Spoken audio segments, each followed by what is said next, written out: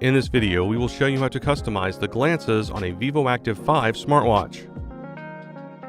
Your vívoactive 5 smartwatch comes preloaded with glances that provide quick information such as health stats, activity history, or smartwatch features. Swipe up or down to view the glances. To customize the glances, select Edit. You can add a new glance by scrolling down and selecting the plus icon. Scroll through and select an option to add it. For this video, we will add the stress widget. Press the back button on the bottom right to go back a screen. You can also reorder your glances. Select a glance and then drag it to a new position. Select the check mark to confirm the change.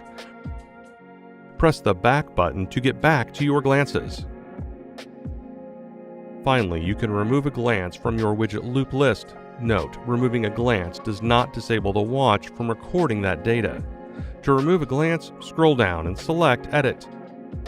Select a glance that you'd like to remove, then select the X icon. Once you are done editing your glances, press the back button to return to your glances. And that's it. You can now customize the glances on your vívoactive 5 smartwatch. For more help, please visit support.garmin.com. Thanks for watching.